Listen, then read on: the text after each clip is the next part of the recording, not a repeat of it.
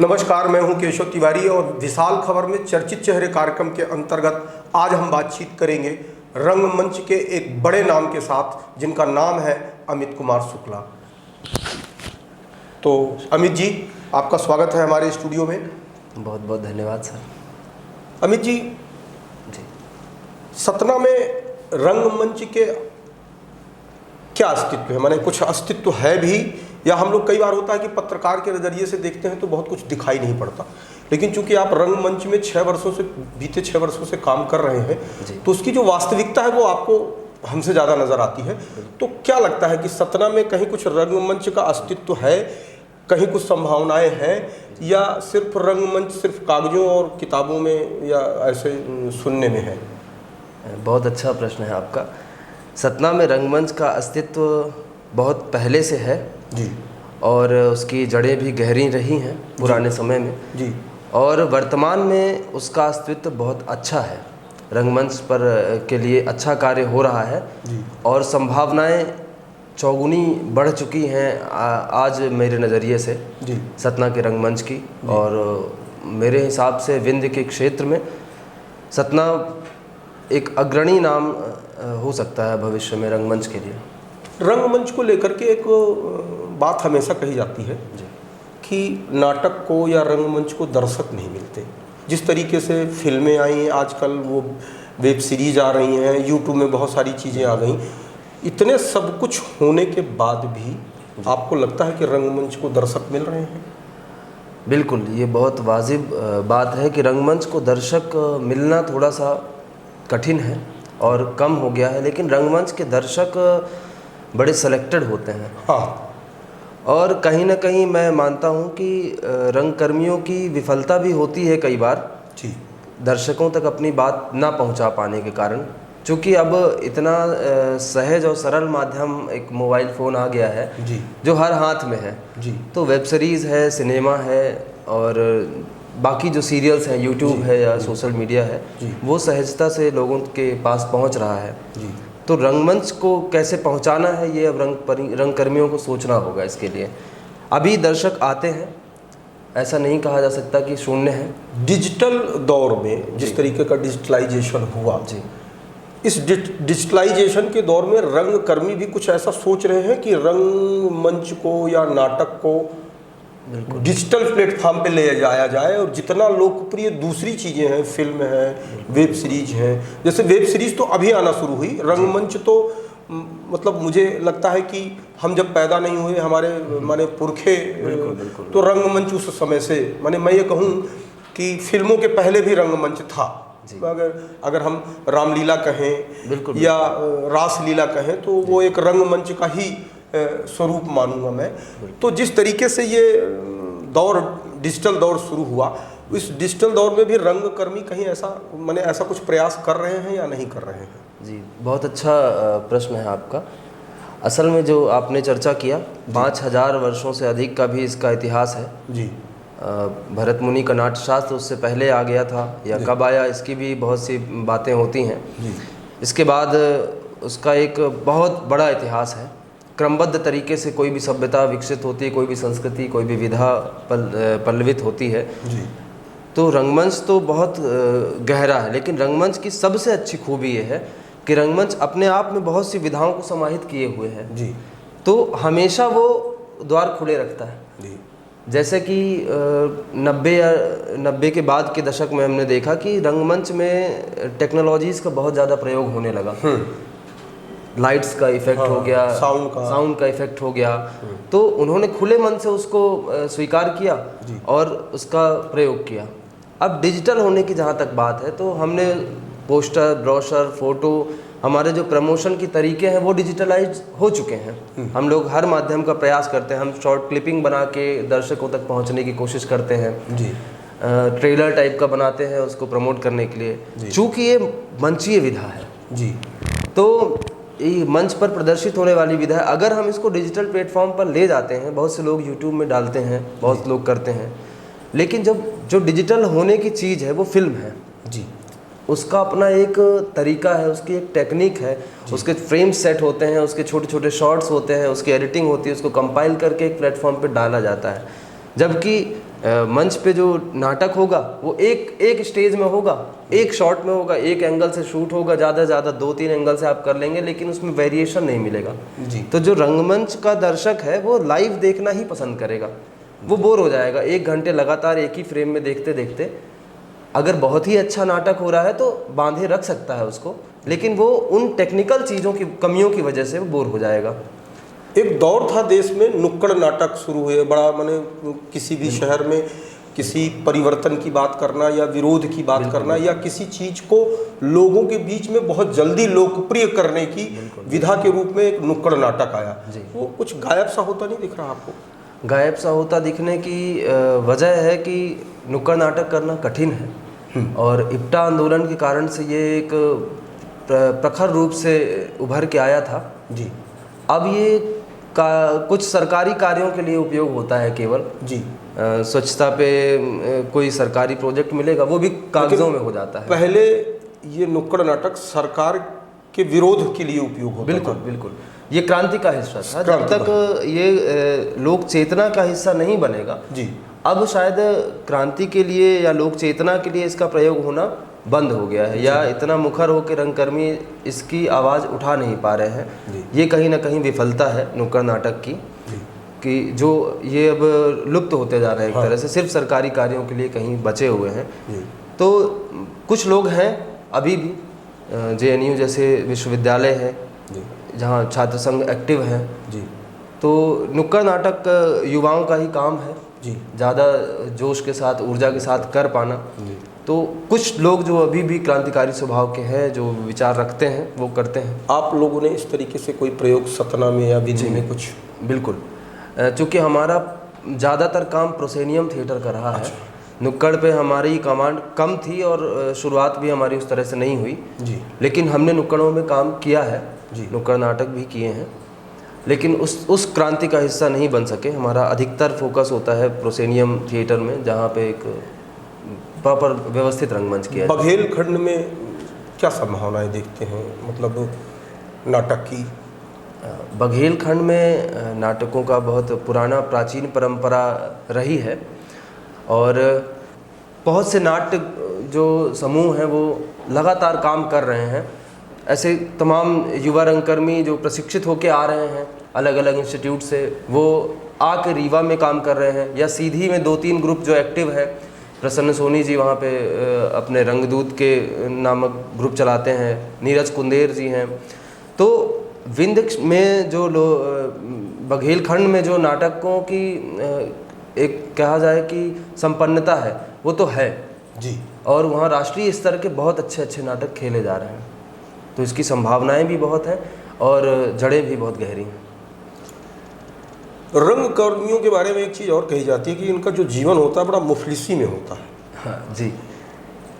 तो इस कारण से भी बहुत सारे लोग इस दुनिया में या इस विधा में आने से कतराते हैं। आपकी व्यक्तिगत मान्यता क्या है? बिल्कुल, ये आप बिल्कुल सही कह रहे हैं, क्योंकि रंगमंच ख़ास तौर पे सिनेमा के आ जाने के बाद तो इसमें हमेशा जो प्राचीन समय में हम देखते हैं ये राज आश्रित रहा है जी, रंगमंच। तो राजाओं के द्वारा नियुक्त कर दिया गया कि आप लोग खेलिए और वही व्यवस्था करते थे। इसके बाद फिर सरकार पे आश्रित हो गया, तो मिनिस्ट्री की ग्रांट्स लेने लगे, मंत्रालय पे अधीन हो गए या किसी संस्थान विशेष पे की चैरिटी पे आधारित हो गए। जो पुराने जो प्राचीन रंग निर्देशक रहे या पुराने लोग रहे, उन्होंने कभी भी इसके व्यवसायीकरण में जोर नहीं दिया। शायद इसकी वजह वो ये मानते रहे हैं कि व्यवसायीकरण हो जाने से जो कला है वो कहीं ना कहीं दब जाएगी या उसका रचनात्मक पक्ष कमज़ोर हो जाएगा। इस वजह से वो इसके व्यवसायीकरण से बचते रहे। तो अगर ये व्यवसायीकरण नहीं होगा तो मुफलिसी में जीना पड़ेगा, और जब दर्शक नहीं होंगे, कहीं आय का स्रोत नहीं होगा, तो इस विधा को छोड़ के आगे बढ़ना पड़ेगा, जो कि बहुत सारे रंगकर्मी करने लगे हैं। अब कुछ साल, 2 साल, 4 साल अपने आप को मांझने के बाद वो फिल्मों की तरफ कूच कर जाते हैं। तो ये बहुत बड़ी समस्या है रंगमंच के लिए भी, और इस विधा को बचाए रखने के लिए भी बड़ी समस्या है। कुछ पुरोधा हैं जो लगे हुए हैं अपना सब कुछ न्यौछावर करके, तो बस इसी तरह से बचा हुआ है। तो यह कहा जाए कि कुछ जुनूनी लोग ही मैंने रंगमंच को बचा के रखे हैं, बाकी मतलब इसको आप कैरियर के रूप में नहीं ले सकते। कैरियर के रूप में लेना चाहिए। अब इसकी संभावनाएं हमें खुद बनानी पड़ेंगी। जी, आपका बिल्कुल कहना ठीक है कि जुनूनी लोग ही कर सकते हैं। इसमें सरवाइव कर पाना, रुक पाना, ये जुनूनी लोगों का कार्य है, क्योंकि आपके आसपास का वातावरण आपको ये अलाउ नहीं करेगा कि आप बिना किसी आर्थिक सहयोग के या आर्थिक अपेक्षा के काम को करते चले जाएं। क्योंकि मेरी अपनी व्यक्तिगत मान्यता है कि अगर कोई शादीशुदा व्यक्ति है और उसके बच्चे हैं जी, और अगर वो रोने लगा, वो दूध पी के ही शांत होगा। बिल्कुल। वो आपकी शोहरत और आपकी लोकप्रियता सुन के शायद शांत नहीं होगा। बिल्कुल। तो ऐसे में रंगमंच पे बहुत दिनों तक टिक पाना किसी भी कलाकार के लिए बिल्कुल संभव नहीं है और हो भी नहीं पा रहा है। हमने बड़े बड़े नगरों में, महानगरों में ये अनुभव किया है, देखा है। जो हमारे सीनियर्स हैं, हम देख रहे हैं समूहों में जी, वो लोग अब पार्ट टाइम करने लगे हैं रंगमंच। तो वो सुबह से लेकर शाम तक किसी दूसरे पेशे में नौकरी करते हैं और वहाँ से आने के बाद रात में रिहर्सल करते हैं और शो कर लेते हैं। चूँकि उनके अंदर एक कीड़ा है रंगमंच का, वो उसमें जी रहे हैं, वैसा ही वो उसके बिना रह नहीं सकते। तो उन्होंने एक ऐसी व्यवस्था कर ली। तो उन्होंने एक छत में एक छोटा सा प्लेटफॉर्म बना के और 20 ऑडियंस 30 ऑडियंस को नाटक दिखाना शुरू किया, या कम समयों में उसको करना शुरू कर दिया। तो उसके उपाय तो खोजे जा सकते हैं, लेकिन इस विषय में ज़रूर सोचा जाना चाहिए कि इसको फुल टाइम करने के लिए क्या हो सकता है और कैसे हो सकता है। हम अगर राष्ट्रीय पटल पे देखते हैं अमित जी, तो भोजपुरी साहित्य या बुंदेली साहित्य या संगीत या फोक जो भी है, वो कहीं ना कहीं बघेली साहित्य से, बघेली फोक से, बघेली संस्कृत से कहीं ना कहीं समृद्ध दिखता है। क्या लगता है कि बघेली कलाकार कमज़ोर थे, इस कारण से ऐसा है, या और भी कुछ अन्य वजह है? आपको क्या लगता है? लोक के विकसित होने की अपनी एक परंपरा होती है जी। लोक जीवन अपने अपने मदमस्ती में चलता है जी। उसके संरक्षण की आवश्यकता यहाँ के लोगों को कम महसूस हुई, या समय रहते वो चेत नहीं पाए। जी। जिन लोगों के भीतर चेतना थी उन्होंने उसका संरक्षण किया। जी। ऐसे बहुत से लोग हैं। चूँकि बघेली एक बोली है, जी। बोली का विकास भाषा के स्तर तक नहीं हो सका। जी। उसकी अपनी सीमितताएं रहीं, लेकिन ये समृद्ध नहीं है ये कहना गलत है। हमारी बघेली लोक संस्कृति बहुत समृद्ध है। जी। इसकी अलग अलग विधाएं, इसके गीत, इसके संस्कार गीत, लोकगीत, इसके जो त्योहारों पे गाए जाने वाले गीत या लोकनाट्यों को भी खोजने की आवश्यकता पड़ रही है। अभी हम अपने यहाँ के लोकनाट्यों को राष्ट्रीय पटल पे पहचान नहीं दिला सके हैं, सिवाय एक छाहुर के। अभी छाहुर की बात होती है कि वो एक लोकनाट्य है, या रामलीला की बात होती है, रासलीला की बात होती है, वो प्रचलित थे। लेकिन अन्य बहुत से लोकनाट्य हैं जो राष्ट्रीय पटल पर अपनी पहचान नहीं बना सके, लेकिन वो लोक में तो हैं, लोक में थे। अब लोक का परिवेश बदल रहा है, शहरीकरण पहुंच रहा है वहाँ तक, लोग रोज़मर्रा के लिए शहरों में कूच कर रहे हैं, तो अपने वो रिचुअल्स भूल कर चीज़ें करने लगे हैं। तो लोक को अब संरक्षण की आवश्यकता है जी। और इस दिशा में अब बघेलखंड में काफ़ी काम होने लगा है। अच्छा। अब ये दिखाई पड़ता है। बाबूलाल दाहिया जी हैं पद्मश्री, उनके बहुत से लेख इस में आते रहते हैं, किताबें आती रहती हैं, या रीवा के कुछ साहित्यकार, सीधी के कुछ साहित्यकार, सतना के भी कुछ साहित्यकार ये काम कर रहे हैं। रीवा में, सीधी में कुछ रंगकर्मी हैं जो इस दिशा में बहुत अच्छा प्रयास कर रहे हैं। नरेंद्र सिंह जी का मैं नाम लूँगा, उन्होंने हज़ारों में लोकगीतों का संकलन किया, हज़ारों की संख्या में। और अभी वो धातुओं के से बने बर्तनों और इन चीज़ों का संकलन करने में लगे हुए हैं। लोकनाट्यों को खोजा है उन्होंने। रोशनी प्रसाद मिश्र जी हैं, नीरज कुंदेर हैं। सतना में भी हम लोग इस दिशा में प्रयास कर रहे हैं लगातार कि लोक की विधाओं को कैसे नाटकों में शामिल किया जाए। हमने इसके प्रयोग के रूप में आनंद रघुनंदन एक नाटक पिछले साल निर्देशित किया था। मैंने और हमारे एक मित्र हैं शुभम बारी, दोनों ने मिलकर उसे निर्देशित किया था, जो कि हिंदी का पहला नाटक माना जाता है। आचार्य रामचंद्र शुक्ल जी के अनुसार हिंदी पट्टी का पहला नाटक, चूँकि वो ब्रज भाषा में लिखा गया था, तो हिंदी पट्टी का वो पहला नाटक माना जाता है। मूलतः वो ब्रज भाषा में है, लेकिन हिंदी पट्टी में है तो उसे पहला नाटक माना जाता है। और उसका बघेली रूपांतरण किया योगेश त्रिपाठी जी ने। और योगेश त्रिपाठी जी ने उसको बघेलखंड में उसका पहला मंचन जी इतिहास में इतने वर्षों के बाद उसके लिखे जाने के 2015 में हुआ मध्य प्रदेश नाट्य विद्यालय में। अच्छा। संजय उपाध्याय जी के निर्देशन में पहली बार उसका मंचन हुआ जी। फिर उसका दूसरा मंचन करने का प्रयास किया रंगदूत सीधी में एक संस्था है प्रसन्न सोनी जी ने जी। उस प्रयास को मैं इसलिए कहता हूँ कि उन्होंने बहुत सारा उसमें परिवर्तन कर दिया जो कि नाटक के जो रूपांतक हैं योगेश त्रिपाठी जी के अनुसार ही वो उसको उतना अच्छा नहीं ठहराते। इसके बाद जो तीसरा प्रयास किया वो हम लोगों ने किया इसको, तो हमने इसको बघेली भाषा में लोक की अन्य विधाओं को इसमें सम्मिलित करते हुए, इसमें लोक गीतों को डालते हुए, संस्कार गीतों को डालते हुए, यहाँ की ठेठ बघेली शब्दों का प्रयोग वास्तव रूप में करते हुए इसका किया। और ये अद्भुत संयोजन है। 2 घंटे में राम कथा को शुरू से लेके राम जन्म से लेके रावण वध तक कह देना बड़ा आसान। एक एक दृश्य बहुत तरीके से इसमें लिखे हैं और जुड़े हैं और हमारे बघेली में है, लोक भाषा में है, लोक के उसमें अलग अलग दृश्य दिखाई देते हैं। और उसमें विशेष बात है कि उनके सबके नाम परिवर्तित हैं। राम का नाम राम नहीं है, सीता का नाम सीता नहीं है, उस अर्थ से मिलता जुलता उनका अर्थ है। जैसे राम का नाम हितकारी है, सीता का नाम महिजा है, महिजा मतलब पृथ्वी से उत्पन्न हुई महिजा। ऐसे सब के नाम हैं, अलग बदले हुए हैं, हर एक पात्र के कोई भी नाम वैसा ही नहीं है। तो दर्शकों के मन में एक रोचकता ये भी आती है कि यार अब इसका क्या नाम होगा जी, वो परिचित है उस किरदार से जी, तो एक रोचकता ये बनी रहती है कि अगले व्यक्ति का क्या नाम होगा। या लक्ष्मण है तो उसका क्या नाम होना चाहिए। आप लोग इतने दिनों से रंगमंच में हैं जी, रंगमंच की नई पौध तैयार करने की दिशा में आप लोग कोई काम कर रहे हैं या नहीं? लगातार करना पड़ता है ये काम। असल में जैसा कि आपने पहले ही एक प्रश्न पूछ लिया कि इसमें रुकना और जुनून का होना बड़ा कठिन बात होती है, तो लगभग हर प्रक्रिया में हमारे साथ कुछ नए लोग जुड़ते हैं और फिर एक आध रुक गए, बाकी छूट जाते हैं। तो इसके लिए हम लोग लगातार कार्यशालाएं आयोजित करते रहते हैं जी। वर्तमान में आकार रंगमंच सतना आकार वेलफेयर सोसाइटी के नाम से हमने इसको रजिस्टर्ड किया था पिछले साल और इसमें हम लगातार सक्रिय हैं जी। तो हमने बीते 1 वर्ष में लगभग 4 नाट्य कार्यशालाएँ कर दी हैं। आकार में आपके अलावा और कौन कौन लोग हैं? आकार में उसके जो फाउंडर मेंबर्स की अगर बात करें तो हमारे मित्र हैं शुभम बारी जी, जो मध्य प्रदेश नाट्य विद्यालय से पास आउट हुए, फिर हैदराबाद में पढ़ रहे थे। उसी बीच उनके पिताजी का देहावसान हुआ और वो यहाँ रहने लगे। वो हैं। मैं हूँ उस संस्था में सचिव हैं अनामिका सिंह जी।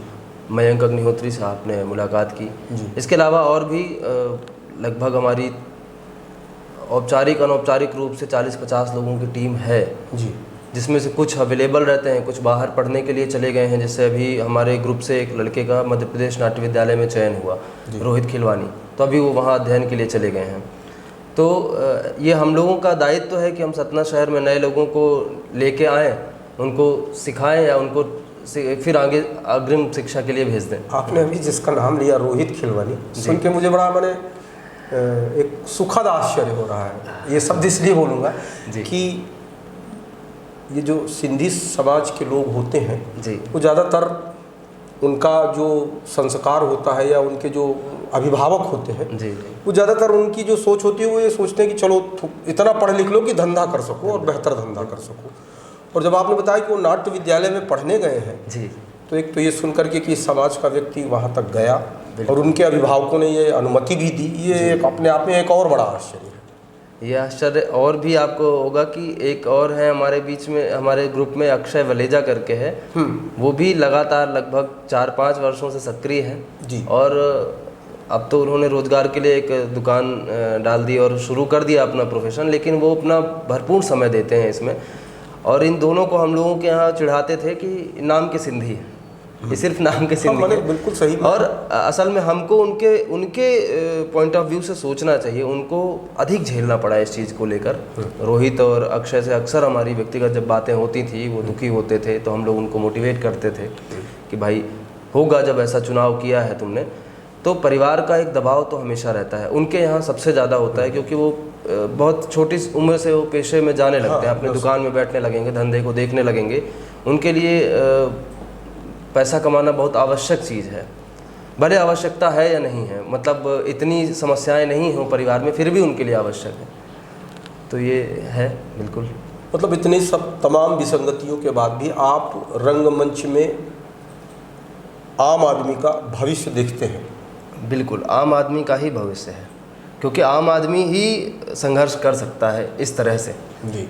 खास आदमी आते हैं, बहुत से लोग भी आते हैं, बहुत एलीट क्लास भी आते हैं जी, और इस संघर्ष को देख के भाग जाते हैं, क्योंकि उनके पास खर्च करने के लिए बहुत सारे साधन हैं। तो वो उनको बड़े इंस्टीट्यूट्स दिखाई देते हैं जहाँ पे वो लाखों का डोनेशन दे के और बड़े बड़े नामचीन चेहरों के साथ पढ़ सकते हैं, तो उनको ये संघर्ष रास नहीं आता। आप रंगमंच में कैसे आए और क्यों आए? मैंने आप जी, आप किसकी प्रेरणा रही आपको? असल में रंगमंच, छोटे शहर में रंगमंच को जान पाना थोड़ा सा कठिन होता है।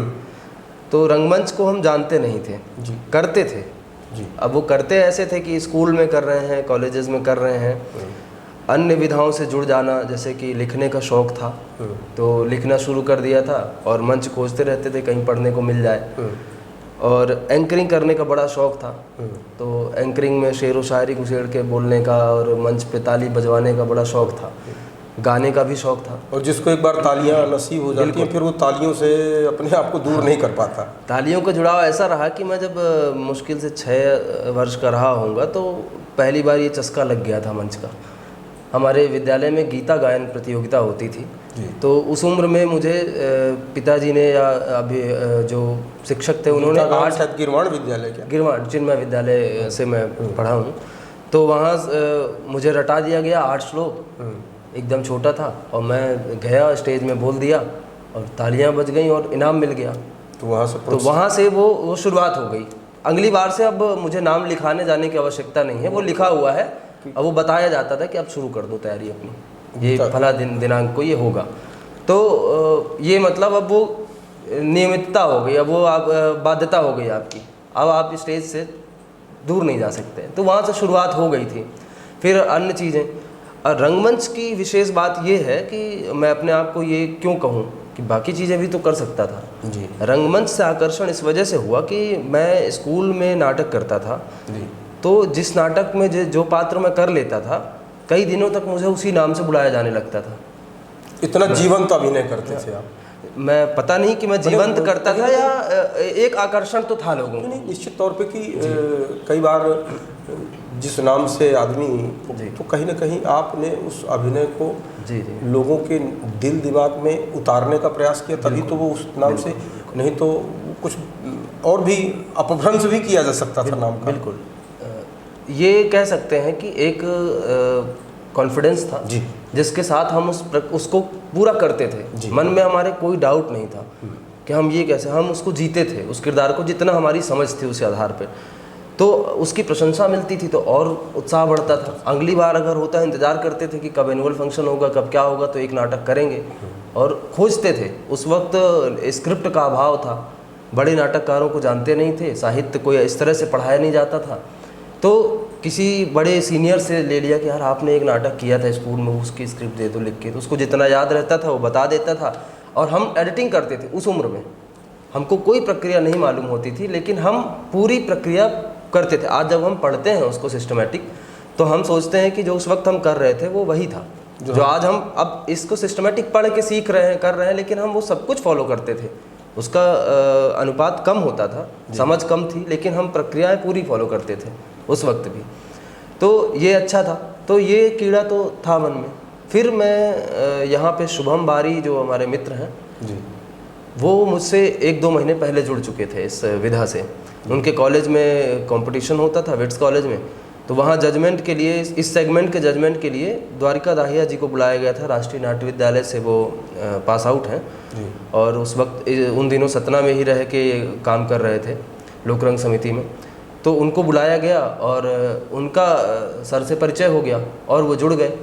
और मेरे आने से पहले एक नाटक उन्होंने किया, तो मैंने फेसबुक में और अन्य जगह पे जैसे फ़ोटो देखी तो मुझे लगा यार ये तो बड़ा मेरे काम की चीज़ है, मेरी जुड़ी हुई विधा है, तो इसमें कैसे मेरा मित्र पहुंच गया और मैं नहीं पहुंच पाया।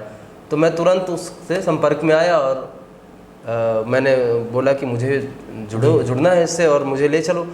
तो उसने बड़ा डराया पहले कि झाड़ू लगाना पड़ेगा, बैक स्टेज रखेंगे, ऑन स्टेज कुछ नहीं मिलेगा, पीछे काम करना पड़ेगा, 1 महीने 2 महीने तक तुमको ऐसे ही रहना पड़ेगा, अगला कोई नाटक होगा तो सोचेंगे।